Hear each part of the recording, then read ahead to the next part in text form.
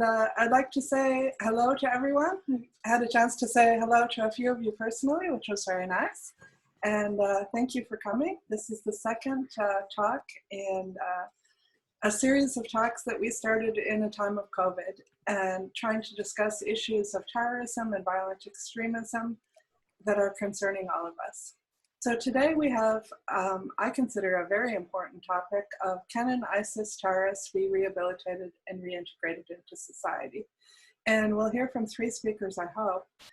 Yasmin spiked a fever yesterday, a high one, and I'm very worried that she could have COVID. And she's married to Omar, and Omar is missing today. So I hope that's not a bad sign, but he may join us at some point. We'll see. But so we either have 3 or 2 speakers because Yasmin couldn't come, of course. And we'll be speaking about when we look at those who are imprisoned on terrorism charges, what would we say are the elements of a successful program? What are the challenges that these frontline workers have faced because they themselves are doing this very work? And I've asked them to share a success story, which probably has to be disguised because, you know, in this field, you can't just say, you know, I helped rehabilitate so-and-so. Then in 2 weeks, on June 24th, we're doing these every 2 weeks on Wednesdays at 11 Eastern time. We will have Ambassador Peter Galbraith, who I saw is here. Welcome, Ambassador. And Beatrice Erickson, who will speak about how to repatriate ISIS children. And both have been instrumental in bringing children born or brought into ISIS by their parents, in their cases home to the US, Germany, and Sweden. So please look forward to that. And we'll keep doing these online events until we get out of lockdown. I hear some of you are out of lockdown, and trying to bring our knowledge from what we've gained learning about ISIS defectors, returnees, and detainees, and our work in this space.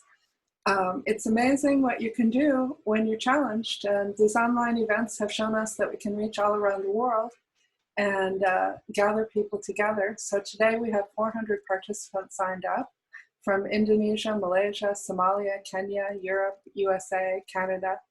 And I hope you can see the chat. If you open your chat feature, you can at any time comment about anything that you'd like the other participants to see. We'll keep your comments, we'll clean them up, and we'll send them to everyone at the end. So the discussion that's happening in chat will be available to everyone if you missed any of it. And then at the end, we will try to open and call in people so that you can actually speak. But it may be challenging with 400. We're also video recording, so you can pass this event on to others. We put it up on our website. I should say Zach Baydorf does that, and he's also the one running this program, and thank you, Zach, for that. He's our director of video, and he makes most of our videos along with Sheikh Ali. He's running this meeting and promises to unmute people as they want to ask questions at the end. We also have the rest of our staff from USA, Iraq, Canada, Sweden, Belgium with us: Molly Ellenberg, Claire Worcester, Nima Azadi, Haider Shigeti, Sheikh Ali, Athman Mohammed, Tanuva Akbar, Gabriel Fodar, and Musa is one of our speakers, and he is from Austria, and he's a partner with us on an EU grant. And Hassan Susan from Beyond the Horizons is also a partner with us on the EU grant, and all of them are present today. And then I also can't start the meeting without saying thank you to our sponsors, past and present: the US State Department, the European Union, UN Women, Facebook, private donors, and the state of Qatar. And we're very grateful to all of our donors, but we're particularly grateful to Qatar because they've really made it possible for us to take our project, which is called Breaking the ISIS Brand Counter-Narrative Project, which we started with State Department, and it relies on interviews of actual terrorists, of ISIS detainees and returnees and defectors. We started out with State Department funding, getting 32 interviews, and at this point, thanks to Qatar, we have 239 interviews. And then thanks to Facebook, We've been able to, with Zach and Ali, cut these into 186 short video clips. You can see them on our YouTube channel. Maybe Zach, you can put the link to our YouTube channel on the chat, or Molly, if you could do that. You can go and have a fest of watching ISIS guys talking and ISIS women. But thanks to Facebook, we've been able to campaign with those videos. I think it's 150 campaigns now. Molly Ellenberg runs those now, and it's really cool to see that we can take a person that's been inside ISIS, denounce the group, and send it all over the world to try to fight with and disrupt their online and face-to-face recruitment. As far as today's topic, I would say I learned the most about this from being involved in 2006-2007 in Iraq with the US Department of Defense, when I was asked, after interviewing, I think at that point, around 400 terrorists, if I would come out and help write a de-radicalization program. That eventually became called the Detainee Rehabilitation Program. It was designed to be applied to 23 detainees and 800 juveniles.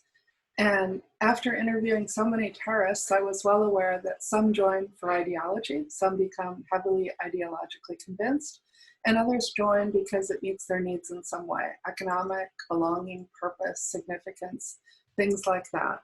So at the time, back in 2006, 2007, the only rehabilitation programs that were available were Islamic challenge programs. And that's when you have an imam or a scholar come in and create some kind of rapport with a person and say, brother, you've got Islam all wrong. Let me show you the other half of the verse. Or did you know that this hadith that you're quoting, it's not even considered an authentic one, and these other 5 hadiths show you the real truth in how most people interpret Islam. And this group, Al-Qaeda, ISIS, whoever it happens to be, is taking you down the wrong path.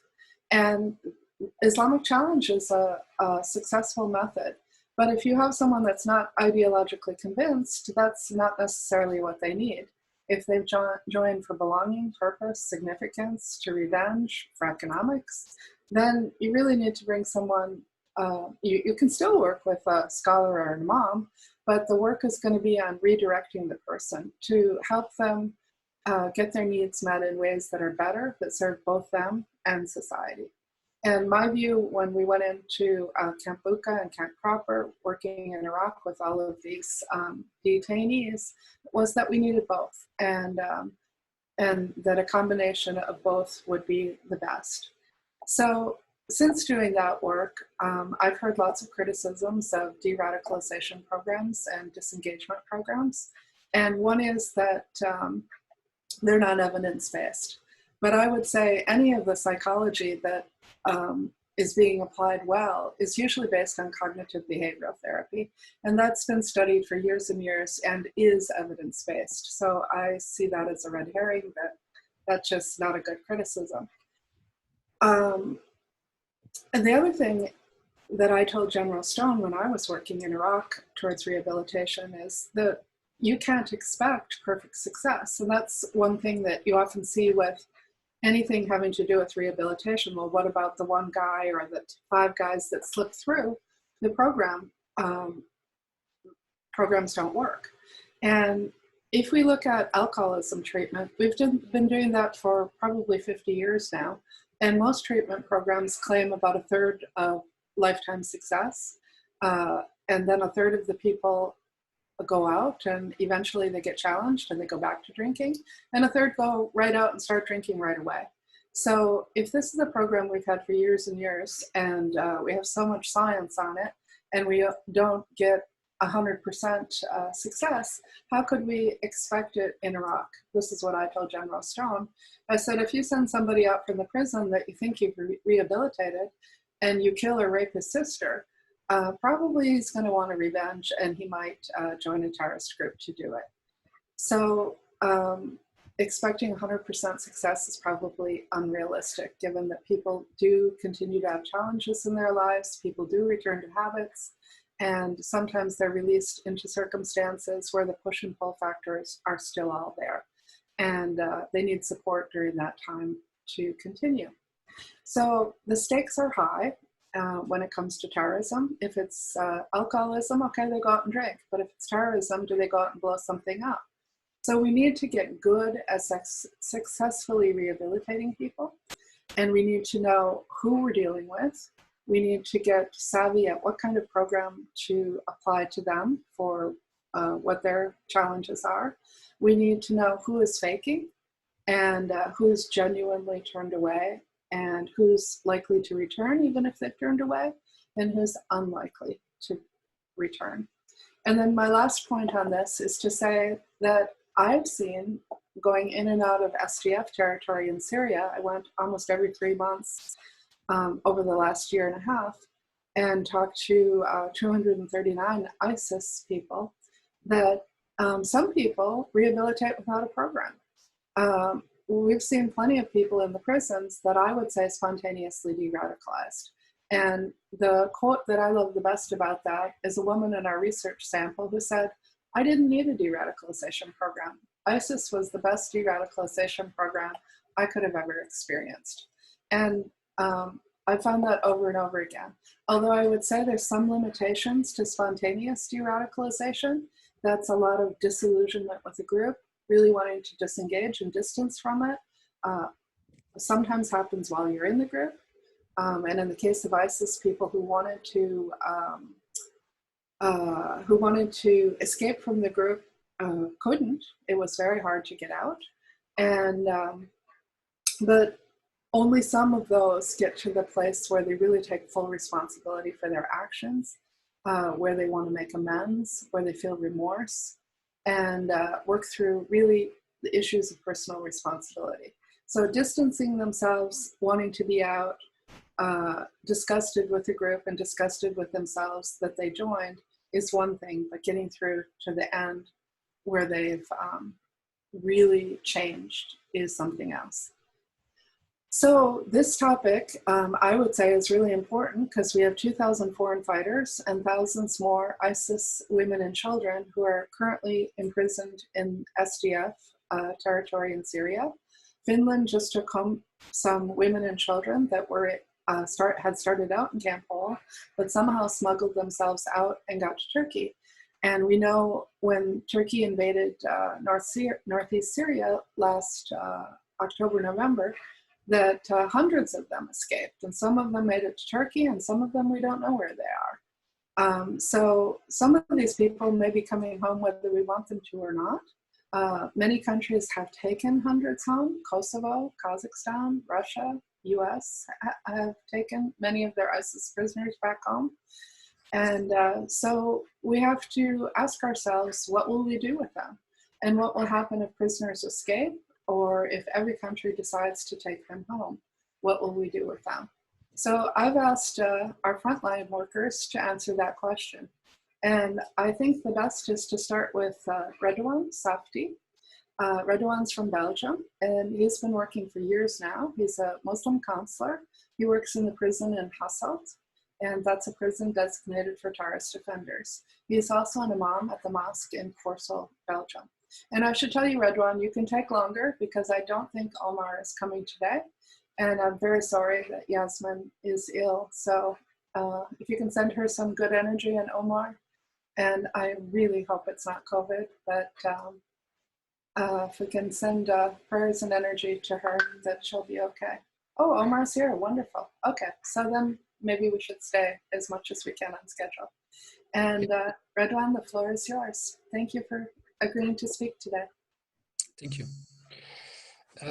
Yes, good evening or good morning, everyone.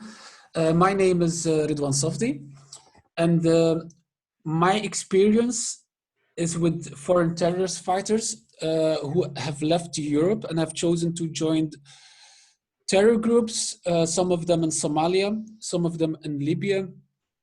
The majority of them chose Syria. I also have experience with homegrown terrorists, but also with radicals that that have never left Belgium.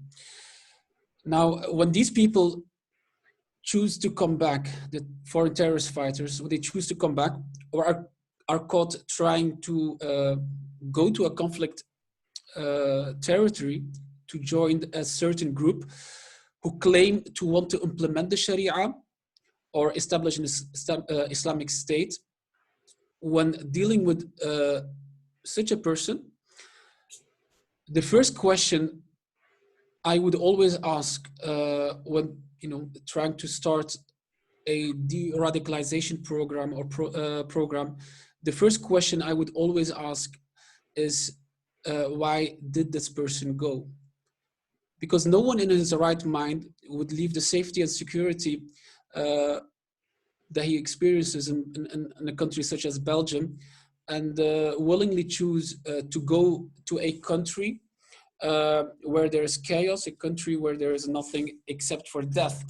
So based on the people I have worked with, they would usually start talking about the fact they have a love for Islam, they have a love for their religion, they want to live in a Islamic state, they want to live somewhere where the Sharia is implemented. Usually the beginning or the first few conversations will be regarding these things. But when you go deeper with them in conversation, and when the conversations are more meaningful, you will hardly, or I would hardly hear them talk about an Islamic State or the implementation of Sharia. All I would hear is the injustice they have experienced in the past, racism, discrimination, poverty, lack of opportunity, many problems they would talk about are problems they have faced in their own countries, which are mainly, or their own country, which is mainly a social problem. But they would also talk about the things that are happening abroad, which are political problems. Also, when we look at the people that have left from Belgium and went to countries such as Syria, we would find that the majority of them are very young people. Many of them haven't even reached the age of 18. They are young people that are frustrated, young people that are alienated socially, young people who are in search of, or were searching for an identity, people that were looking for a meaning in life, young people that did not feel at home in their own countries where they were born, who feel or felt they were not appreciated. And what groups such as ISIS have done almost perfectly in their propaganda through the use of social media is to respond to the needs of these lonely, alienated, frustrated young people, whether these needs were religious or political, social, or whatever. They were able to have an answer to their needs. They gave these people hope. They gave them a new identity. They gave them a sense of belonging. They showed them appreciation.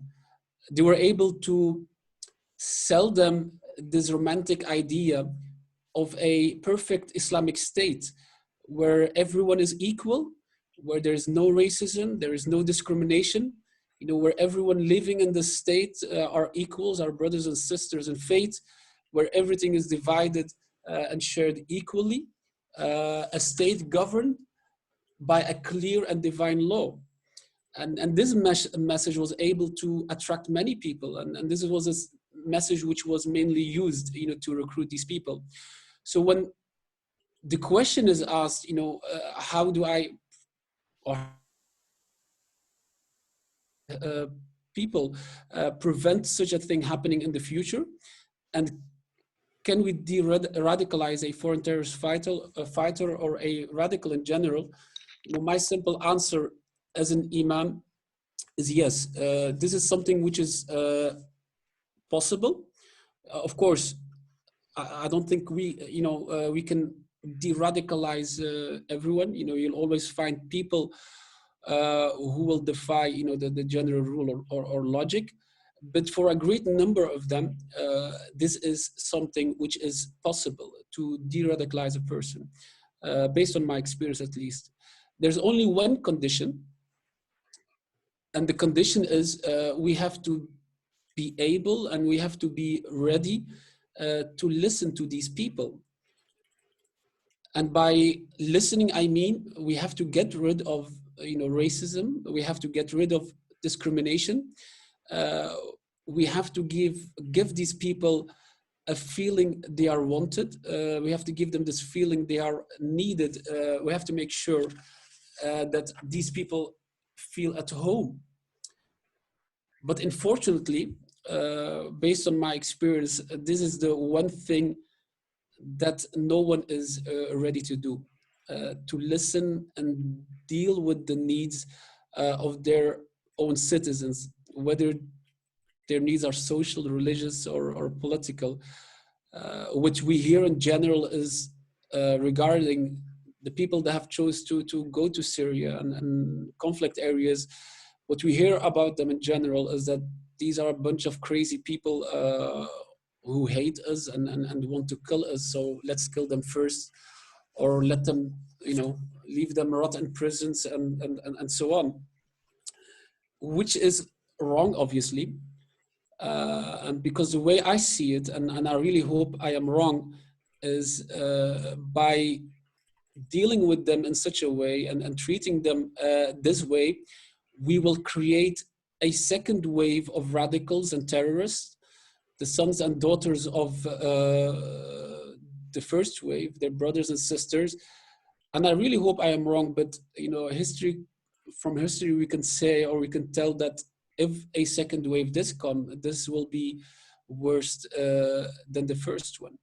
So listening is one thing which is very important when it comes to de-radicalizing. It really helps. Just to give an example, a few years ago, we had a top official in Belgium visiting a prison, and whilst visiting, he chose to see a foreign terrorist fighter. It was a conversation between both of them, so there was no one there to listen to the conversation. But what I heard afterwards is that the prisoner was complaining to this top official about his condition in prison and the way he was treated. So this top official was listening to him, and at the end he said, "Well, I understand you. I feel the pain, and I will try my best, to correct the situation." And he left. A few years later, this person's life has changed completely, just by because of this thing. The top official came to him and listened to his problem, and now he is no longer in the same section which was designated for terrorists. So listening is one thing which is very important. I usually do it as well in my counseling when I speak with, especially in the first sessions. I would always listen to their complaints, and at the end, I would tell them, "Yes, you are right." And just by telling them you are right, you could see them literally deflating, and because there's no energy left and there's nothing left to complain about. And then we start working with the real problem and the real issue. The way we work with radicals in general in Belgium is we have a holistic approach, meaning that a terrorist or a detainee, terrorist prisoner is not left with an imam alone, to have a theological counseling and so on, but it's a holistic approach. So we have many people involved. We have psychiatrists, we have psychologists, we have de-radicalization counselors, we have aid workers, people that help them to find work and study and so on. And we also have a imam to work with these people. So we all come together and we try to understand the reason why this person has radicalized, what was the main cause. So, and we try to deal with the reason behind the whole radicalizing or radicalization process, rather than just the symptoms which are shown in his ideas. From my experience, this has been very effective, especially because all of the people that are involved with this radical are there to help him, and so they are not there to judge or to punish him, and the prisoners know that and appreciate that. And because the conversations are all confidential, meaning that everything they say will stay there, this gives the prisoner a lot of freedom to talk about the problems. So by taking a holistic approach when de-radicalizing and trying to understand what the cause is and dealing with that, I believe personally, from my experience, is the best way to help any foreign terrorist fighter, rather than to just give them a pure theological religious counseling. Because many of the radicals or foreign terrorist fighters that have gone to countries like Syria are ideologically or theologically are not qualified enough to have these discussions, meaning their knowledge and about Islam is very limited. So, giving them a pure theological theological counseling is not much helpful. If it's okay, I will stop now. I have a few examples of people that we worked with that had very. No, go ahead. Go ahead and say your examples. I think everyone would love to hear these. Okay. Now I thought maybe I'll have a second chance to do that. Go ahead. Okay. So one of the, without saying any names. So we had a very high profile radical in Belgium who was in prison, and we started counseling him back in 2013. He's a very polite man and very open. So, but in the beginning, all he would do was to complain about the conditions in Belgium, the way Muslims are treated in Belgium, and so on. And he saw nothing wrong with his own behavior. But because of the holistic approach, meaning that because he was given a chance to talk to different people, and we saw a very big shift in the way he would talk about the problems. So in the first phase, he would do nothing else except complain. But in the second phase, he started to question his own ideas. He started to question the way he behaved in the past. And then the third phase, which was very important, is actually when he tried to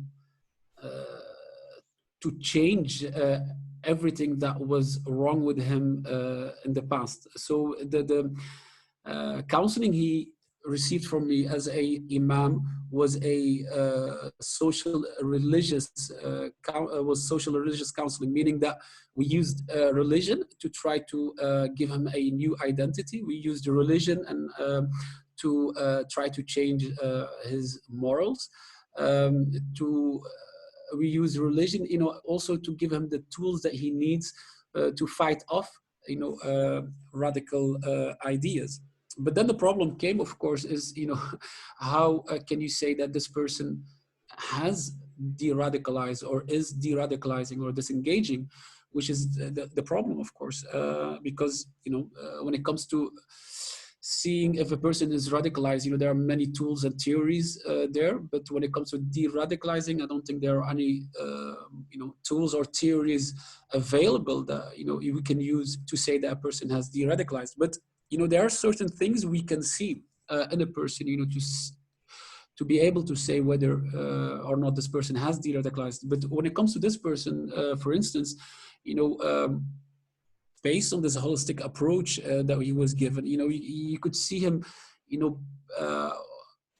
changing his identity. You could see him not wanting to be associated with the person he was in the past, which is a very big sign, of a person changing when he starts to see the label he was given or is given as terrorist or as radical, when he starts to see this as a stigma and disgrace. One of the things that he said to me in the past was, my worst fear is that I will always be seen as a terrorist for the rest of my life.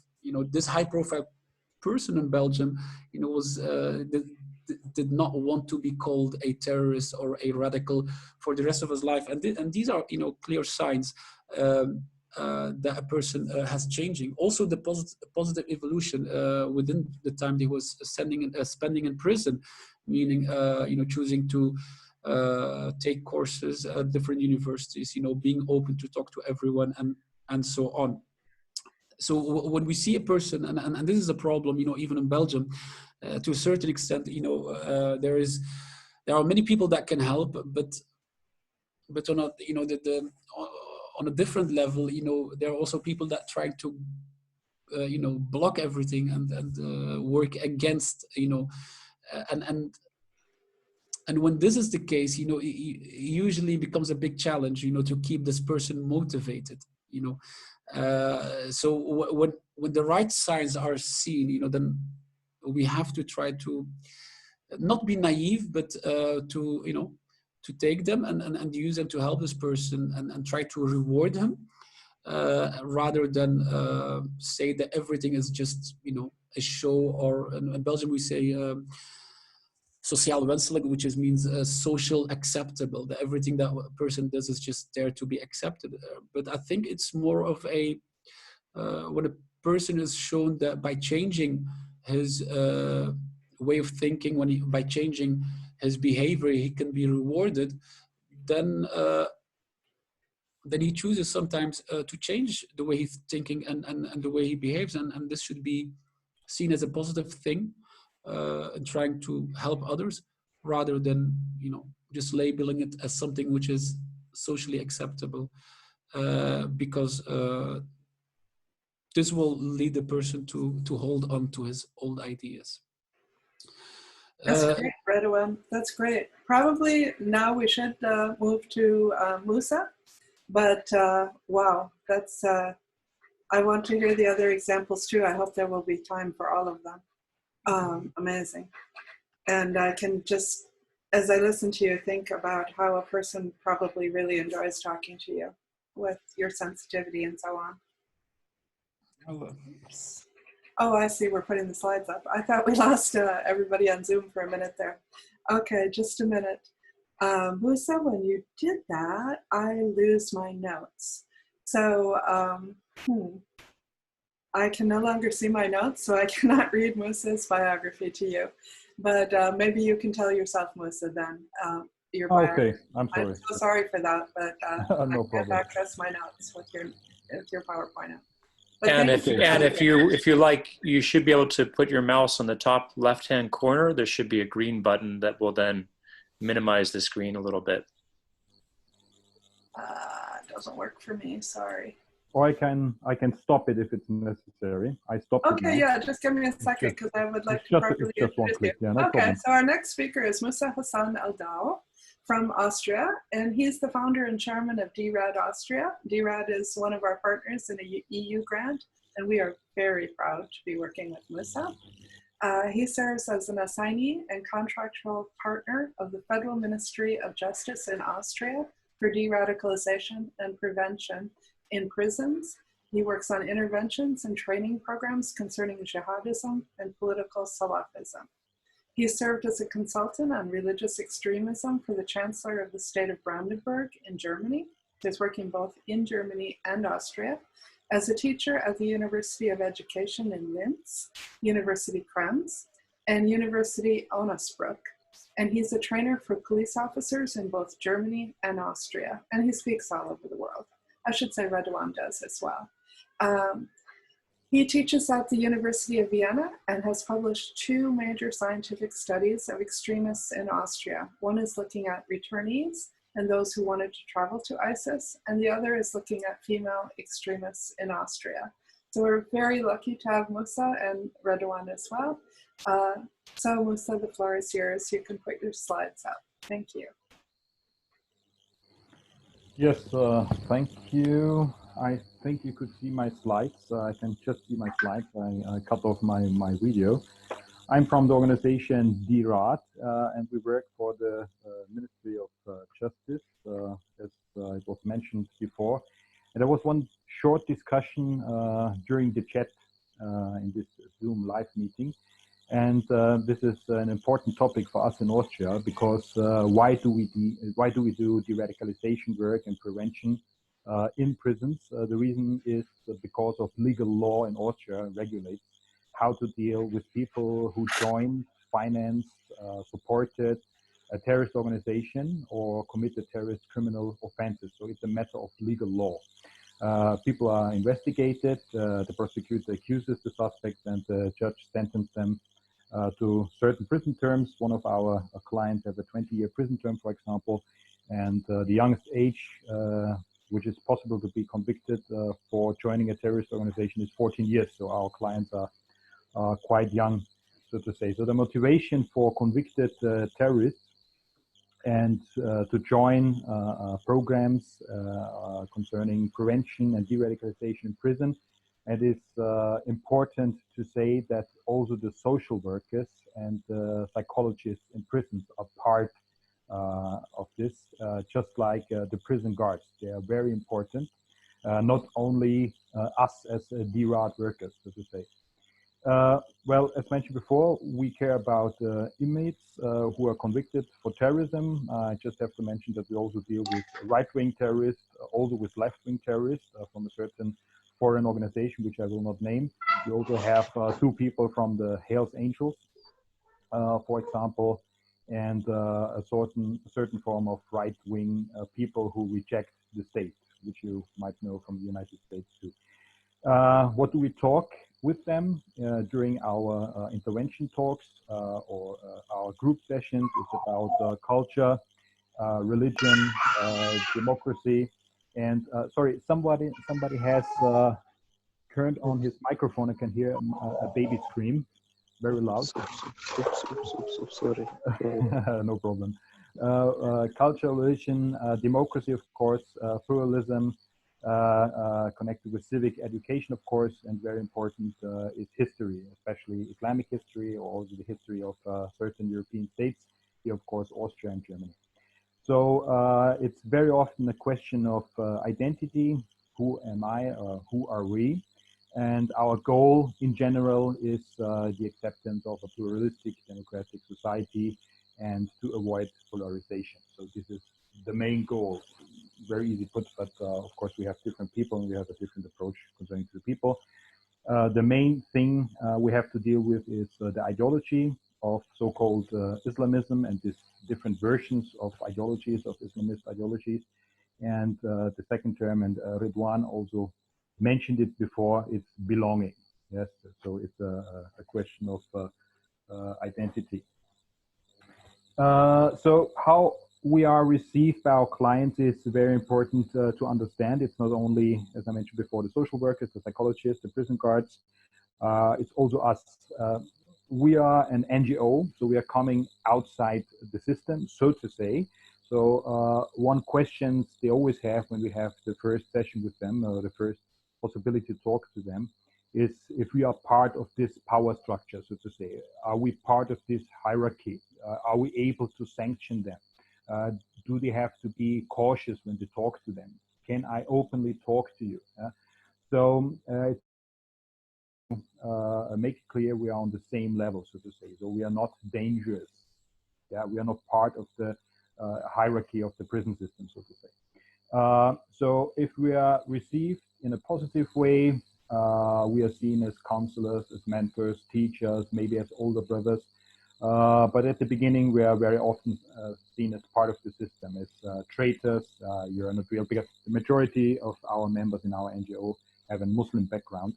So as hypocrites, secret servant, agents, you're just posing or acting like you want to talk. In reality, you want to hear much more from me, to cause more trouble for me. So maybe you belong to the system. But at the end, after the first or second talk, they see at least he speaks my language, so to say. He's an authentic narrator. He knows our culture, ideology, religion, whatever, as somebody from inside this environment. He understands my ideology, even though he rejects my ideology. He understands the terminology. And he takes me seriously. He is not making fun of me. He is not attacking me verbally. Sometimes they are verbally abused. Hey, come on, you terrorists, stuff like this. And they have a sympathetic ear. Well, actually, of course, social workers, psychologists have this too. but so to say, they know, they understand my community, where I'm coming from. So to have one example, and he's also part of the EU grant for Professor Speckhart's Professor Ernst Beckhart's grant from the EU, breaking the ISIS brand, sorry, breaking the ISIS stamp is, I can't mention his name, O.N. He was 16 years old back then, an Austrian citizen. So both parents are Austrian. So he converted to Islam, or the version of Islam he was taught at a mosque, a small mosque. And he moved to Syria and became a member of the Islamic State. And you can see a picture of him. He's the one on the right side, of course. He became very famous because they misused him for propaganda, of course. So he was severely wounded during the conflict. He returned to Austria via Turkey. He was imprisoned for 2 years, and he had a further 2 years on probation for 3 years. And during this time, we had the possibility to talk to him. He's just one of our clients. He's one example where ideology was very important, nothing else. It was just ideology, because it was taught that Islam is the ideology of IS, or the understanding of IS or Al-Qaeda. They are almost the same. So Islam was understood by him as an extremist ideology. And this is very important to know. All our clients we have, male, female, there's a difference. It differs from person to person, so you need tailor-made intervention. There's not one intervention. You cannot have one book how to deal with people who returned from a war zone or were radicalized and became extremists. It's always a tailor-made intervention which is necessary. And another question which is very important to address, therefore we need psychotherapy and psychologists, is the traumatization. He's very much traumatized, but he never talked to us too much. He just mentioned what he has seen, and we understood he needs psychological help, for example.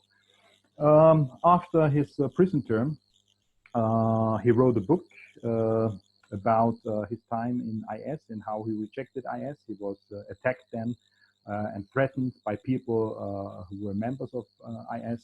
He should be killed, he should be attacked.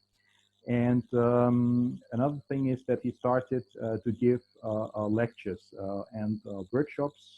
We have one example on the right. It's for the Ministry of Justice in Hessen in Germany, where we trained people who are responsible for security in the prisons in Hessen, Strukturbeobachter in German language. And also we tried the same with schools, which was not very well received. You will see on the next slide why it is like that. It's different in Germany. He is sometimes invited to Germany to talk about his experience and to warn people, young people, about joining a terrorist organization. So concerning reintegration of previously convicted persons who joined the terrorist group, financed the terrorist group, or made propaganda for a terrorist group, we have this negative effects. They have problems to find a job, of course, because they are convicted. So it's the same for every criminal who was convicted, and it takes some time before his criminal record is erased. So it's a problem for them to earn a living. Many of them changed their identity or the name, just like our client before, he changed his name. Another problem is we had about 48% of the people who tried to go to the Islamic State. They had a Chechenian background in Austria. They had a Chechenian background. So it's a very small group in Austria, Chechenians, but we could say 50%, at least more or less 50% of them, every second of those foreign fighters from Austria had a Chechenian background. This is important to understand. The problem they face is then why should they join any de-radicalization program or whatsoever? Because they know they are not citizens. They will be deported anyway. They will be deported to Russia, and their greatest fear is to be brought to Chechnya. So they fear for their lives, for example. So their motivation is not too high, but anyway, they always took part at the program. Women, for example, who returned from the Islamic State, they have to face a broken family. Ideology is not that important, but their version of their understanding of Islam is based on the ideology of IS. This is the way they were taught. Another problem is some of them left to the Islamic State with the whole family, with their children. So when they returned, of course, the children were taken away. They're in prison now. Children were taken away to welfare, child welfare, or given to relatives. And of course, they suffer, even so they joined the terrorist group. We should not forget, as human beings, they suffer from the consequences concerning the family. And the main obstacle is the mistrust they receive from society. And the question always is, will I ever be accepted? They are traumatized, as I mentioned before, and the assumption in society is they are not victims. Of course, they joined the terrorist group, they are convicted, they are in prison. But even so, they changed their attitudes, they became de-radicalized, they're born, they start to make workshops, lectures and stuff like this, just like our client ON, for example. He gets attacked via social media, for example, and this is a backlash because he did everything to turn his back on this terrorist organization. He becomes a big enemy for this terror organization, but he is still rejected and attacked, and so he always doubts if it makes sense to continue his work of prevention, for example. So this is one example what we have to face when we deal with this person. And because of that, some of the persons who are outside prison or on probation, they say, I can't find a job, I'm not accepted. And sometimes they return to their previous community, their previous, so to say, brothers, but they always stay alerted because they don't want to be convicted for committing this crime again, especially when they are on probation, of course. So when we deal with ideology, with Islamist ideology, we have radicalization, we have extremism. I told you before, it's a matter of legal law. If you become an extremist, join a terrorist group, and you have the United Nations sanction list of terrorist groups, which is the base for legal law here in Austria to become convicted. So we also have 2 imprisoned persons who were supposed to be members of Hamas from Palestine, for example. One is already convicted and the other one is facing conviction. So the main or the common idea of this, so to say, Islamist ideology is that if you, to be a Muslim, if you want to be a real Muslim, an authentic Muslim, you have to be, you have to give a political, you have to join a political idea, which is kufr bit taghut. So you have to reject taghut, and taghut is, so to say, in their understanding, every ruler, for example, who alters Islamic law, who change Islamic law, who does not implement Islamic law. So a parliament is part of the tawaghut. Somebody who gets elected is the one who elects people, somebody who accepts a judge or the system, the democratic system. He is not longer a Muslim. So who doesn't rule with Sharia is not a Muslim. And you have to hate this system of kufr, which is especially democracy and secularism. And you have to fight, that's the method, you have to fight the near enemy, which is the rest of all the other Muslims who do not understand Islam in the right way. This is their understanding at least, and the far enemy, which are the non-Muslims. The near enemy, the false Muslims, and the far enemy, the non-Muslims, they are together. They are allies to fight the real Muslims, this exclusive small group of a real Muslim. And to establish monotheism, you have to establish an Islamic state with Sharia law. So this is the understanding of the 3 main Salafi groups we have in Austria: Takfiri, IS, and Al-Qaeda. And this is what we have to deal when we are in prison. This is what we receive as an answer when we ask them about religious understanding, for example. Yes, I think I have a few more slides, but I will not take too much time, and I will stop here. And yeah, and then we have time for questions too afterwards, I think. You can finish your slides, Musa. Go ahead. Okay, I just take, because one of the questions was radicalization during the chat. Radicalization is not against the law. That's right, but we have the same problem with right-wingers, for example, who are not neo-Nazis. In Germany and Austria, it's a problem to be a neo-Nazi or to use, for example, a Nazi symbols. In Austria and Germany, you will get convicted. If you deny the existence of Shoah, the Holocaust, if you deny it in Austria and Germany, you will be convicted, so to say. So there's a sharp line, so to say.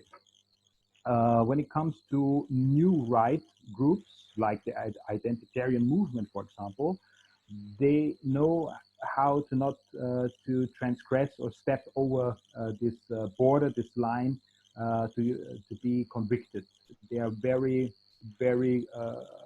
understand. They understand the legal law system very well. It's the same with the so-called legalist Islamists.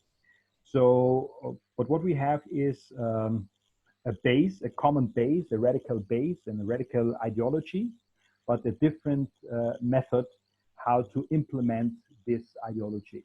So we could see in the past that identitarian radical movement, whatever the historical reason is, we don't have time to discuss about it, the Muslim Brotherhood, persons of the Muslim Brotherhood radicalized themselves and promoted ideas which became at the end the common ground or the base of different Islamist movements who also which became a jihadist or terrorist organization. Also with the understanding that Islam is not only a religion, but also a political system which has to be fully implemented in society, in politics, in law. Otherwise, you're not a Muslim. And as Redwan mentioned before, it's easy for extremist groups, even though they are small by number, to mobilize people because they always find a group who feel a social strain in society, in the institutions, the classroom, to say job, housing, and so on. In the media, we have German examples on the right side. And this may cause identity diffusion. Who am I? Citizens of the state, but we are seen as strangers. We are citizens of the state, but we are always asked, where are you from? We are citizens of the state, but because of the religion or culture of my family, we are not accepted. So we are the others. We are marginalized. So being a stranger is something negative, of course. And then there's a small group, a sect, whatever, an ideology which tells me being a stranger, this is a reframing which takes place, being a stranger, being different than the major society is something positive. And we have something to offer for you, to feel at home, to belong to a system, to belong to other people, to be strong, to be special. And this is the way those organizations work.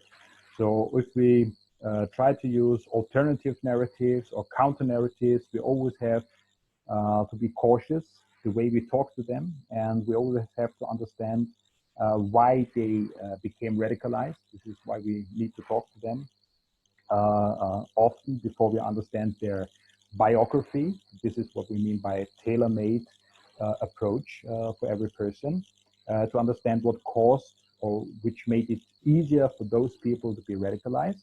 And there we put alternatives or counter narratives, use alternative or counter narratives. And then we also try to have alternative and counter narratives, not concerning only the understanding of society, major society being an enemy, but also to battle, to fight the ideology, which they have learned and think it's the right understanding of Islamic religion. But as I mentioned before, it always depends on the individual, on the person, what made him a radical and extremist. Well, this just short examples of our approach, of our work of the last 5 to 6 years within the prison system in Austria and outside the prison system. Okay, but I will stop now here.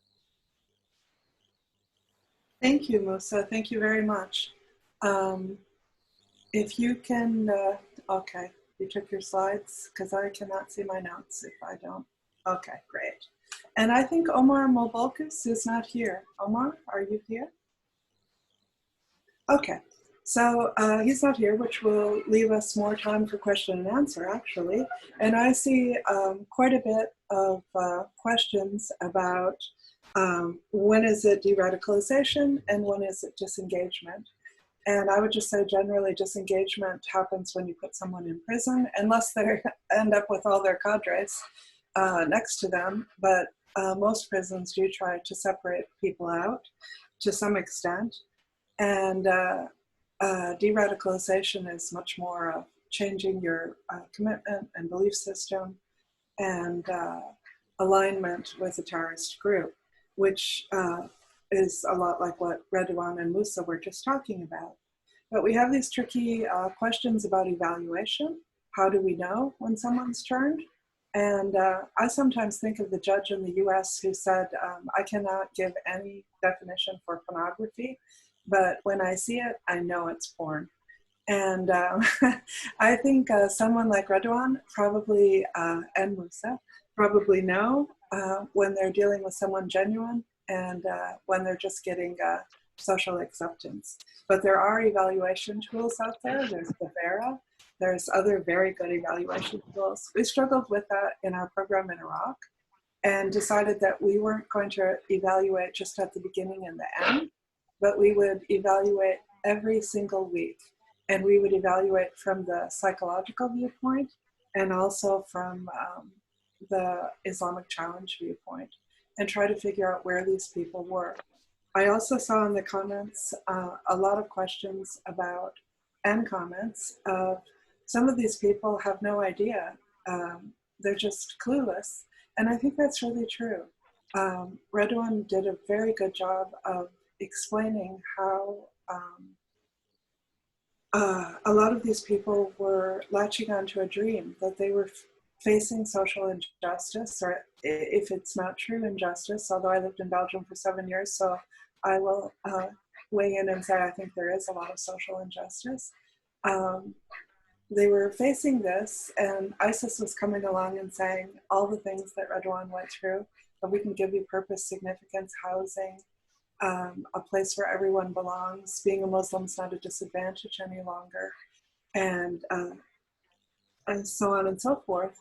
So these people went and joined, and what we hear in our interviews is many of them say, wow, I was really surprised when it didn't match the videos I'd seen, or I was surprised when they immediately put me into a training camp to fight. I knew I might have to defend, but I wasn't expecting to go and sign up as a fighter. Or they forced me to fight, or whatever, or they forced me to behead. And so people rapidly got disillusioned, but they also got ideologically indoctrinated, because everyone that went to ISIS, once they were organized, was forced into Sharia training. And in the Sharia training, a lot of them took it on. And then again, were disillusioned when they went out and found out, wow, it's not functioning the way they said it would in Sharia training. So many of these people have taken part in violence. And if we take these 2,000 foreign fighters back from Syria, they may not be the cases that Redwan and Musa are talking about right now. They may be people that if they're convicted properly for their crimes, that they beheaded, that they tortured, that they did terrible things. I mean, we know one of the Beatles is maybe going to be taken to US courts and tried for what he actually did. Well, what we think he did. And people like that are probably going to spend a long time in prison. They may come to a state of remorse, but others have to come to a state of awakening, of realizing that maybe they went for good reasons, but they joined a killing organization. The organization raped, killed, beheaded, did all kinds of things. And even for their small part in it, they were part of a machinery that did horrible things. Not only that, their families suffered. Many tried to get their siblings and their cousins to come. And we're just putting up a video this week about a mother talking about one of her kids having to go to a psychiatrist, the other kid trying to commit suicide in a hospital because of the stigma and because of just the horror of having a sibling go off to ISIS. So there's destruction in a full circle around these people, and a good treatment program point where they really understand that and they want to change as much as they're able. They want to make amends and they want to pay back to society. They understand that they have to pay for their crimes, which may be serving their time in prison, for some of them never getting out of prison. But for the ones that are going to get out that are on short charges, we need to try to do these things. And what I'm hearing from Redwan and Musa is that it's possible. So let's open to some of the questions. I don't know, Molly, you had one that you identified to me, but who was it exactly?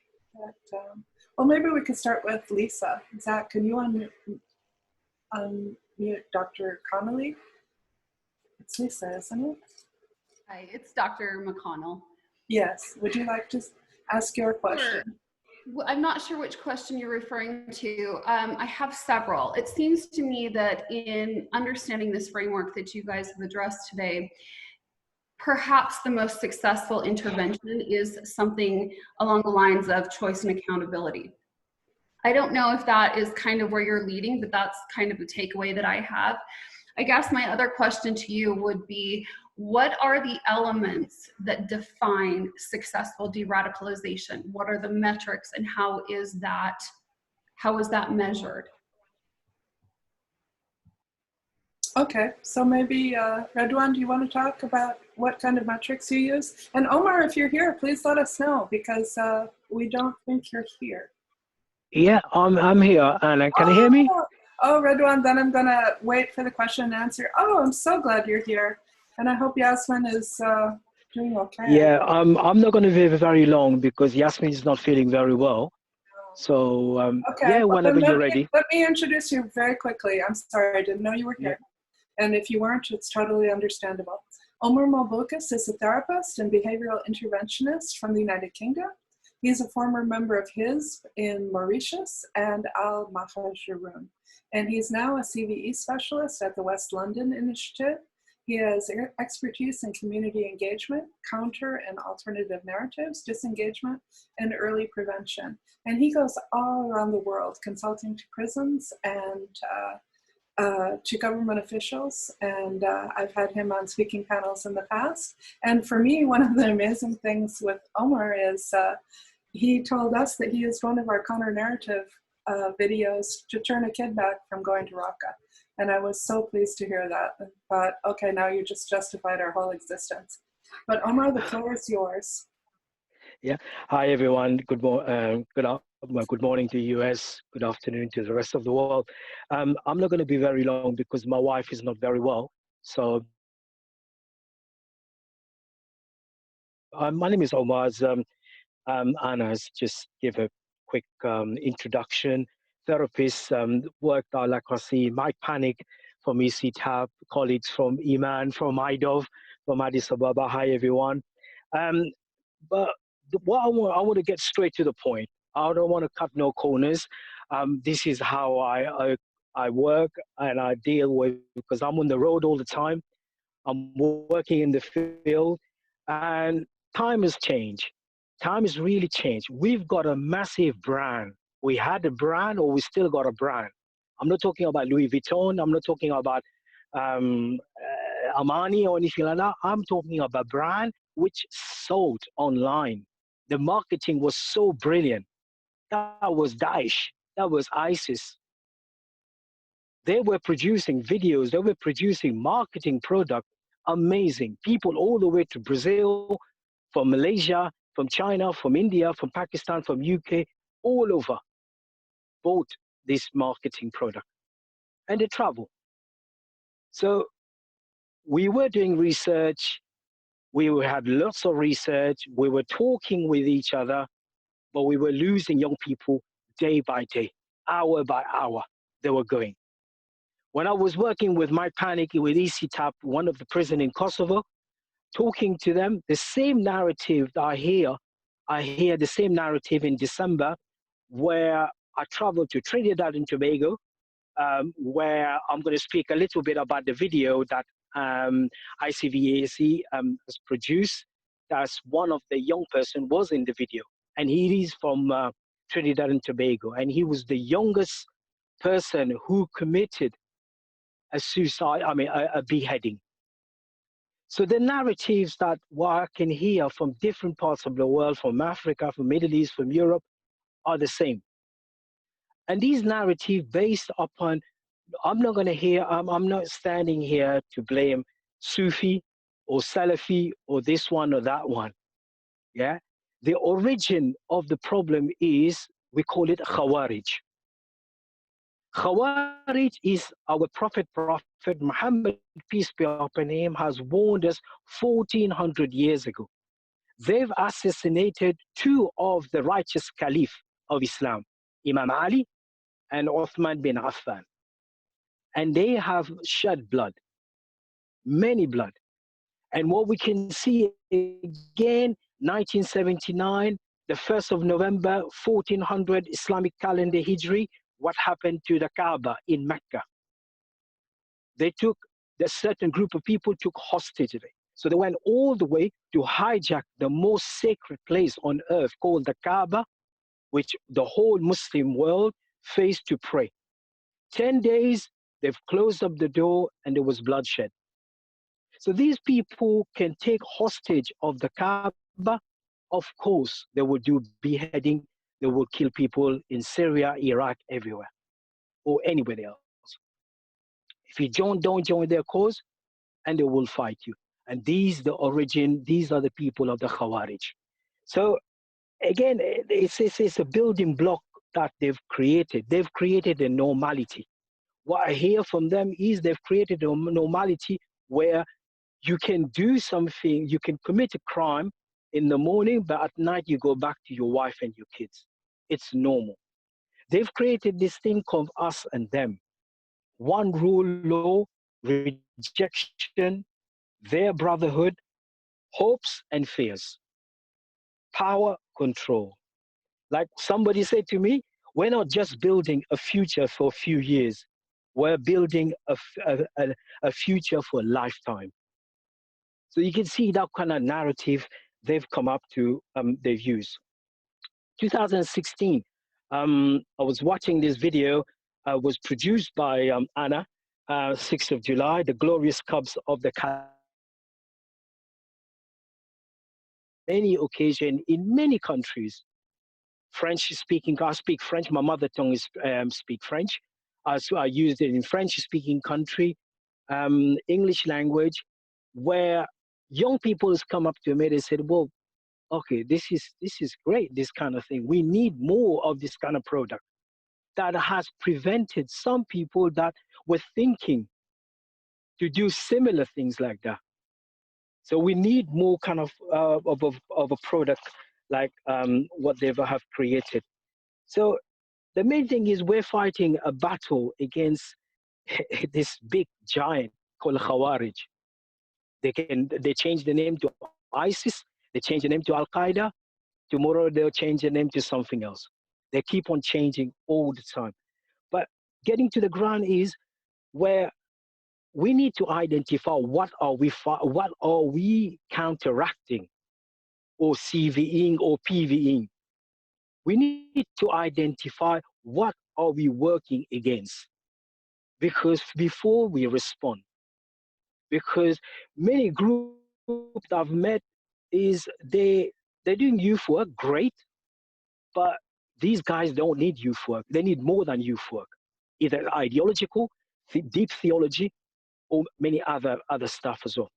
So I won't be very long, Anna. I mean, I'll leave more. I mean, I will leave it to more kind of question answer, because the two other speaker has given a better, more kind of in-depth description of it. But thank you very much.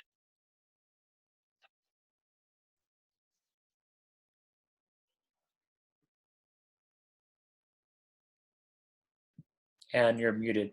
Yeah, okay. Now I've unmuted myself. Thank you, Omar, very much for that. And I think Omar's a little bit off his balance with his wife being so ill, and I hope she will be okay. But Thank you. you have so much more to say. And Redwan, if you would please just speak a little bit about if you use tools for evaluation, if it's a holistic evaluation, whether you're also looking at what you see on the cameras, hearing from other prisoners, if it's team evaluation, how often you evaluate. If you could speak about that a bit. Can you hear me? Yes. Okay. So as I have mentioned before, the approach that we have taken in Belgium is a holistic approach. We have many people involved with each individual or with each prisoner.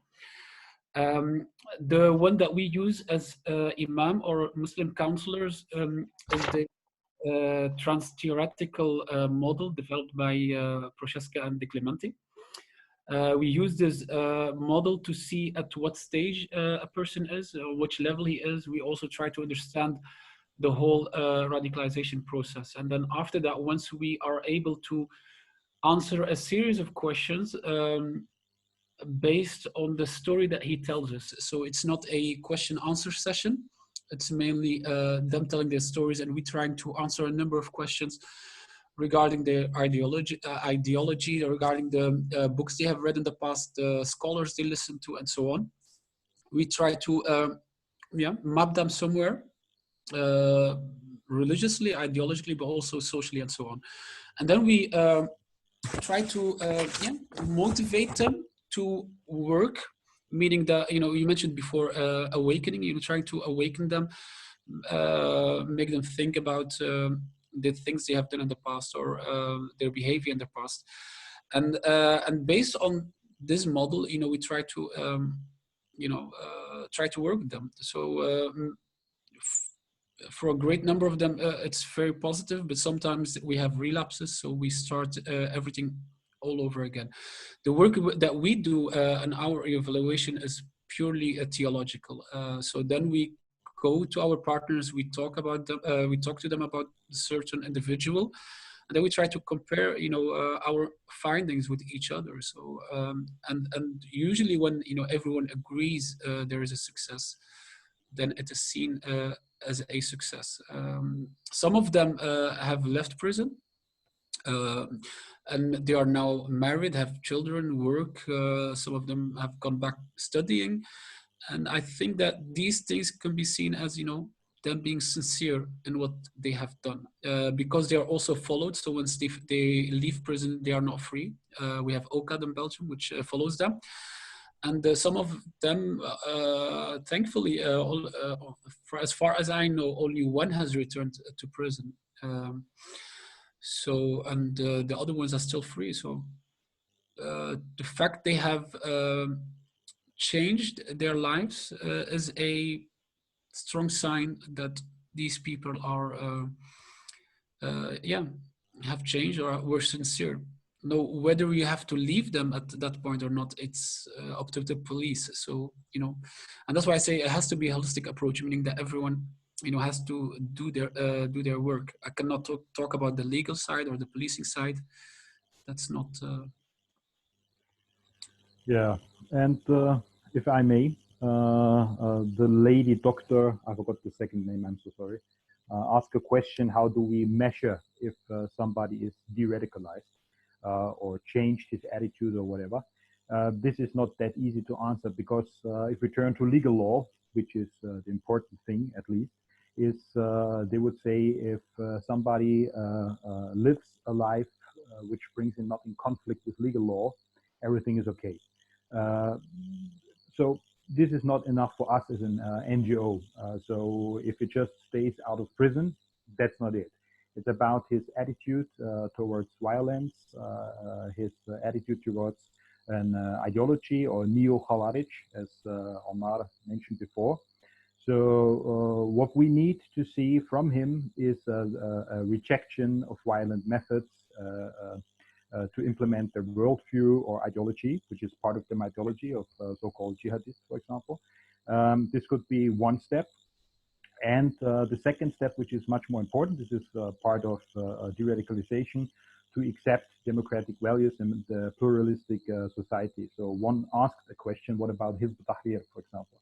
Hizb ut-Tahrir, they have different branches and different development, of course, like Muhajirun in England, for example. They don't call for violence. Other Islamist groups, they don't call for violence because they're very cautious concerning their method. They have different approaches to be successful to implement the ideology in certain parts of the world. If the ideology is still based on the idea to reject democratic values and a pluralistic society, and their goal is to implement their ideology, and everything will be fought afterwards, would be rejected, there would be authoritarian system, political system. It's still something we need to talk. And sometimes we have small hints. We don't ask people, are you still radical today? That's not the way we talk to them. We ask them, for example, about family life, and they tell us about marriage. And we ask them, are they going to have a civil marriage, for example? And they say, no, we don't need a civil marriage. They don't need, it's not forbidden to be not married in a civil way, a civil law, to be just married in a religious way. That's absolutely okay, of course. But the background for this answer, for example, is that he says a civil marriage is based on the law of a democratic state, which is part of the Taghut.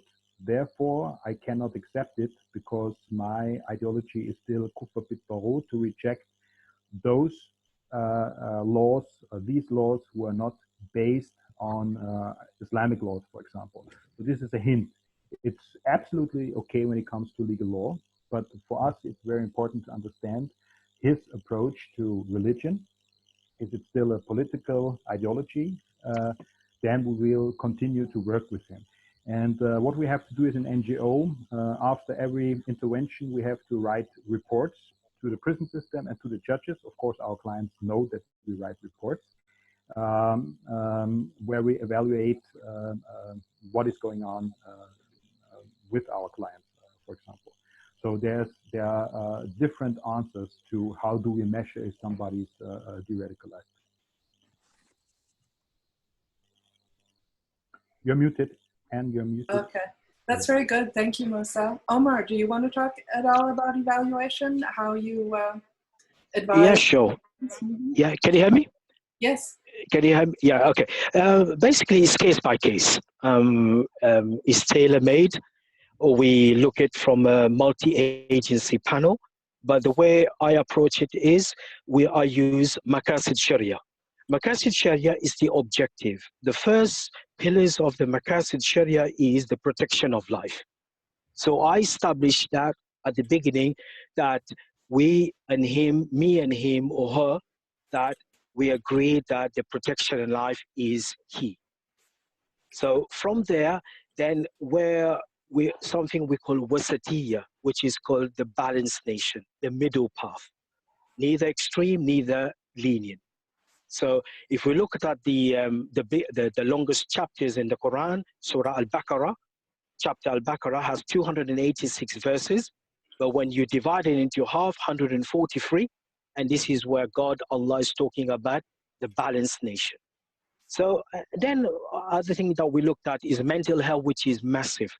This is something that is coming up a lot and has come up before as well. So mental health is one of the major factors as well. Again, we look at it more of a holistic approach, like the other speaker has approached as well. And then the other thing is when it comes to the ideology, we need to identify that we're not telling him what to do. We want to hear him. As part of as a therapist, my job is to listen and to hear his voice and let him vent it out, and then put it together and see how we can work with it. Thank you. Thank you, Omar. Am I unmuted? Yes, I am. Okay. I would also like to say we've had some questions about people that did beheadings. And in psychology, we know that people that are psychopaths are very difficult to treat, and we usually have low success rates with them. And psychopaths a lot of times were in terrible, terrible childhoods where they didn't so much learn right from wrong as they learned how to survive and how to manipulate other people to get what they need. And psychopaths, of course, were attracted to ISIS and attracted to ISIS violence. And we were told by people that we interviewed that the ISIS guys would look in the trainings for who has pathological traits, and they would ask them to be the executioners. But that said, I interviewed a teenager that told me, I was called and told it's my day to behead, which many kids told us. And he showed up, there were 5 Peshmerga soldiers on their knees. He was handed a knife and there was a camera, everyone had guns. And he said, I understood if I refused to do it, I would be killed. He didn't have the moral courage to refuse, he did it. And he said he was puking and puking afterwards, and he became an alcoholic. I was completely amazed that someone inside ISIS could deal with their PTSD, which we see oftentimes with soldiers and so on, drinking to try to get the flashbacks of what he had done, drinking to try to deal with it. But he said, you forget, I was living at home when I wasn't on duty. So on the days when I went home, I went and bought a bottle of booze and I sat in a shed and I drank myself into oblivion. This is a teenager. So I'm not saying that someone like that should ever be let out of prison. He's done terrible crimes. In Iraq, he'll probably be executed himself, although I don't know, being a teenager, maybe not. But could someone like that be rehabilitated? As a PTSD expert, I would say, yeah, you could treat that trauma and you could get to why he joined, which for him was a lot about economics and escaping a bad family situation, what he did while in the group, what his responsibility was, and how he can somehow overcome that. Yeah, you could treat that. Do you want to let him back into society? Maybe not. I mean, that's a pretty horrible thing that he did. But I also want to move, and I'm sorry, Zach, I didn't tell you. Can you find Maha Ghazi? Because Maha has a good question about participation in de-radicalization programs being voluntary.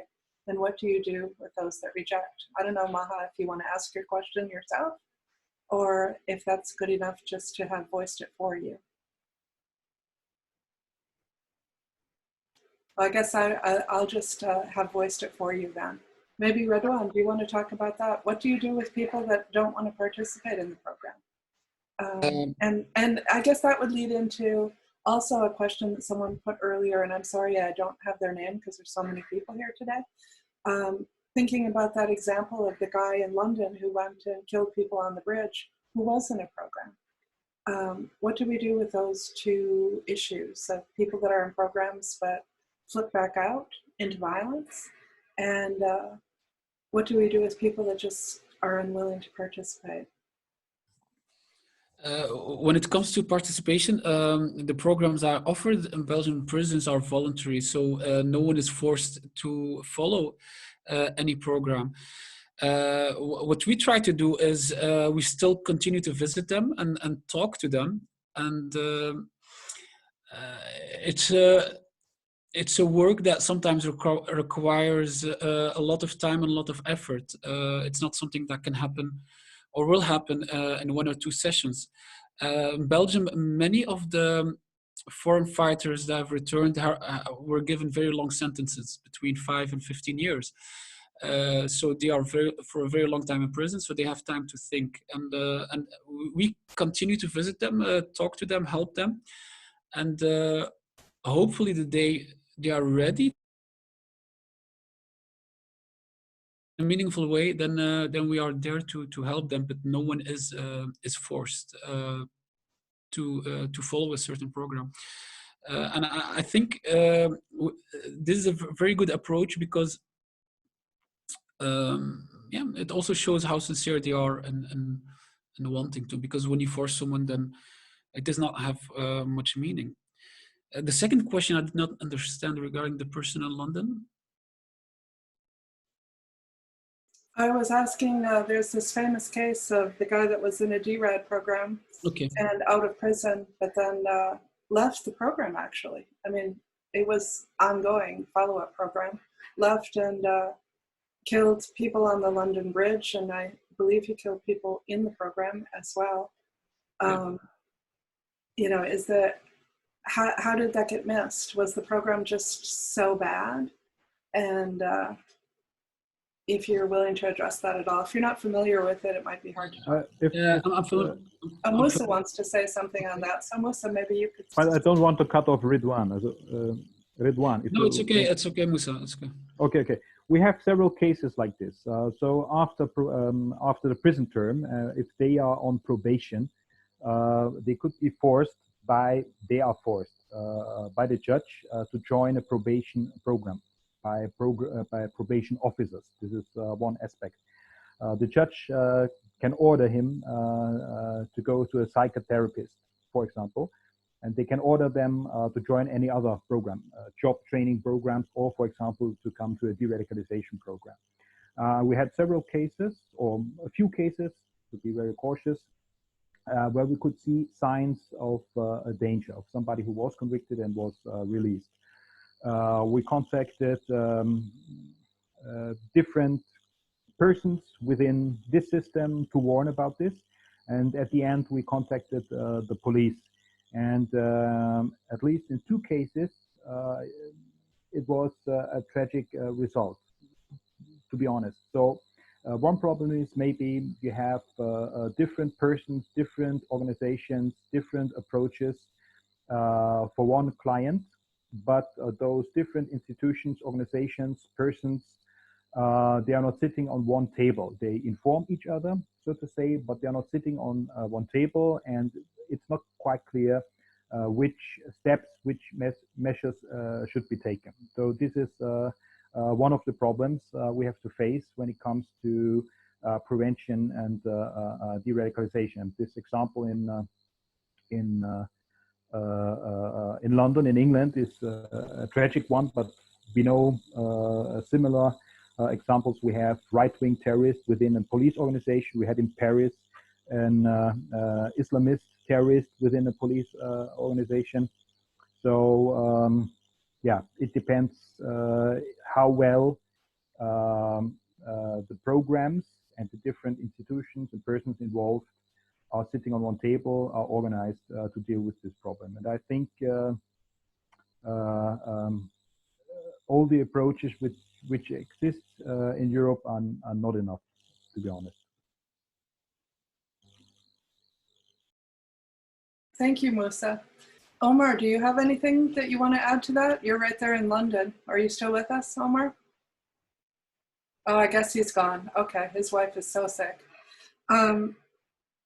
I would also say, Redwan pointed out to us that when people, well, first of all, I would say everyone that returns from ISIS, we should do our very best to prosecute them. Because when you prosecute someone, then you have something over them. And if they're in prison, as Redwan said, they're facing a long time. They have a long time to think. And it is voluntary to take part in these programs. But you can offer rewards for taking part in the program. In Iraq, we said, listen, you don't have charges. These were detainees without charges, but they weren't getting out of prison anytime soon. If you take part in the program, we're working towards getting everyone to have a charge so they have some idea of what's happening with them. And also will work towards accelerating your release if you're willing to take part. And we also had extremely charismatic people that went to talk to them. And as Redwan said, we're able to say, I see the grievances I'm facing as well. And so, you know, I'm not going to negate your reality, but I do want to talk to you about what you see as the solutions to those realities. And when people understand that you're willing to listen, that you don't just say, you know, you're the worst person ever and how could you ever believe what you believe, instead wants to talk with you. Some people are willing to do it. Of course, you're going to have people that aren't willing. And in prisons where you have hotbeds of continuing to reinforce beliefs, what we said in Iraq to the general, we are not able to de-radicalize people. If they're going back into the prison, they have to be completely separated from the people that are holding Sharia court in this prison. Because people that were informants, people that were turning away from Al-Qaeda, it was Al-Qaeda at that time, were ending up facing Sharia court where they got their bones broken at night. Well, which one do you think is going to be more effective? Our kind de-radicalization program, or Al-Qaeda that's going to break your bones if you take part in it? So you have to be aware of what you're facing in the prison, and you also have to have something to hold over the person. And when they're released, as Redwan said, then it's up to the people doing surveillance. And in Belgium, OCAD is excellent, some of the best people around. But if the surveillance isn't good, and then as Musa said, you have to have a team so that when you call up, it's taken seriously.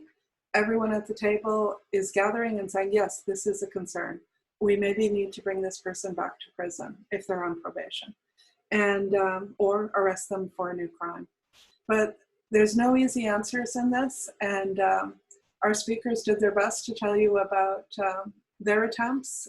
So I think you heard both the challenges they face and their very sensitive and informed approaches to doing the actual work, and their successes. And of course, as I told you in the beginning, we can't expect 100% success from any program, because people are on a range from open to treatment to completely psychopathic, pathological, and they're never going to change. And some people we are going to have to hold in prison as long as we possibly can.